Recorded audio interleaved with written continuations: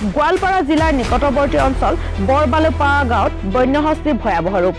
আজি গোৱালপাৰা জিলাৰ নিকটৱৰ্তী অঞ্চল বৰবালুপাৰা গাঁৱত ইছমাইল হুছেইন শান্তিপুৰ নিগমৰ ছফিউৰ ৰহমান, তহিবুদ্দিন, মইজুদ্দিন, শহীদুল্লাহ আদি লোকৰ ঘৰত বন্যহস্তী বিশেষভাৱে ক্ষতি কৰা দেখা যায়।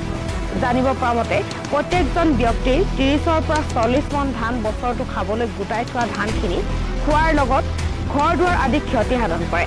নিশাৰ আন্ধাৰতে ৰংজুলি বন বিষয়াৰ এটা সৰ্বাপী দল ইছমাইল হুছেইনৰ ঘৰত উপস্থিত হয় আৰু গৃহস্থৰ যথেষ্ট পৰিমাণে ক্ষতি হোৱা দেখা পাই এক প্ৰকাৰৰ দুখ প্ৰকাশ কৰে আৰু চৰকাৰী পক্ষৰ পৰা সাহায্য আগবঢ়োৱা হ'ব বুলি আশ্বাস প্ৰদান কৰে। স্থানীয় সমাজসেৱক ৰমজান আলী, মজ্জামেল হক, হবিবৰ ৰহমান, ইমাম হুছেইন, মমতাজ আলী, শ্বেৰ মহম্মদ শ্বেখ আদি সকলো ব্যক্তিয়ে ইছমাইল হুছেইনৰ ক্ষতিত দুখ প্ৰকাশ কৰে আৰু তেখেতৰ কণ কণ ল'ৰা ছোৱালীৰ কথা ভাবি চৰকাৰে এটা এককালীন সাহায্য অতি সোনকালে আগবঢ়াবলৈ দাবী জনায়। ইছমাইল হুছেইনৰ নিজা বাসভৱনত আপুনি যি দেখিবলৈ পালে যে ইয়াত যিখিনি ইছমাইল ঘৰ আমি দেখিবলৈ পাইছোঁ তেখেতৰ যথেষ্ট ক্ষতিসাধন হৈছে, কি ক'ব আপোনালোকে? আমাৰ বেয়া লাগিছে।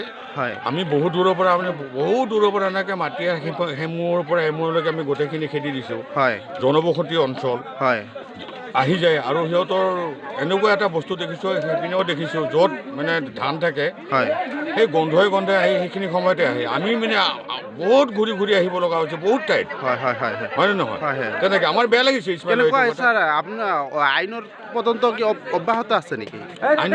আইন কৰ্তৃপক্ষৰ পৰা কি নিয়ম চালু আছে নেকি? এটা আছে, তেনেকুৱা আছে। আমি যেতিয়া ক্ষতিপূৰণ মই তেখেতক কৈছোঁ ফটো মাৰি দিয়ক, ফটো ধুনীয়াকৈ মাৰি দি আমাৰ তাত দিয়ক। আমাৰ গভৰ্ণমেণ্টৰ মতে আইন মতে যিখিনি মানে তেওঁ পাব লাগে গোটেইখিনি এনেকৈ আমি নিশ্চয় চেষ্টা কৰিম। আপুনি জানিব পৰা মতে ইছমাইল হুছেইনৰ কিমানখিনি ক্ষতি হ'ব পাৰে তেখেতৰ আমি দেখিবলৈ পাইছোঁ। ঠিক তেনেকৈ ৰাতি হৈছেতো, ৰাতি বহুত হৈছে, ঠিক তেনেকৈ গম পোৱা নাই। আমাৰ তেনেকুৱা আৰু এটা পাৰ্টি আহিব, আল্টিমেটলি আমাৰ পাৰ্টি আহিব ঘৰৰ হেৰি কাৰণে, এটা সেইটো পাৰ্টি এটা বেলেগ তেনেকৈ আহিব। গতিকে তেখেতে মই ভাবোঁ যে তেখেতৰ যিখিনি ক্ষতি হৈছে ক্ষতিপূৰণটো পাব লাগে। ছাৰ, আপোনাৰ পৰিচয়টো দিব, আপোনাৰ পৰিচয়টো দিব আপোনাৰ। মই গ্ৰেড 1 ফৰেষ্টাৰ, দ্বিতীয় বিচাৰ বৰ্তমান। Thank you sir. গোৱালপাৰাৰ পৰা ৰাইনুৰ ইছলামৰ ৰিপৰ্ট, প্ৰতিদিন লাইভ আছাম।